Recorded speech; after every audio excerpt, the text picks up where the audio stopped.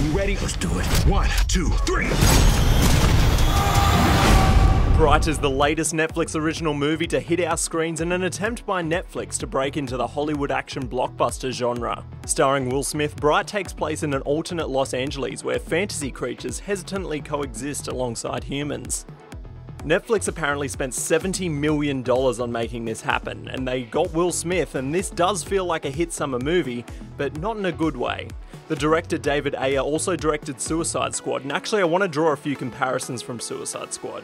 First of all, Joel Edgerton's character Jacoby and the entire orc race are very reminiscent of Killer Croc's makeup, but secondly and most importantly, Ayer made the repeat mistake of introducing characters way too fast. It appears that Netflix may have wanted to make a franchise from this if it went big, but we're introduced to a lot of races and characters and a lot of history very quickly, and you're only sprinkled a little bit of insight here and there throughout the film.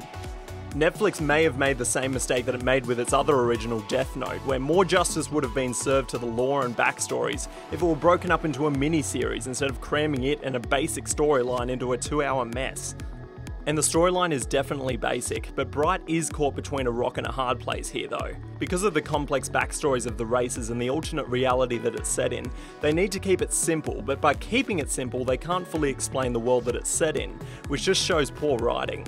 The first act picks up some steam, but by halfway through you really find yourself not invested in what's going on, and you feel like you already know what's going to happen anyway, especially since the character basically gives it away in the first 20 minutes. On the positive side, there were some beautiful visuals, and Will Smith is charming and witty as always, and the soundtrack was great, although heavy-handed in the more emotional moments.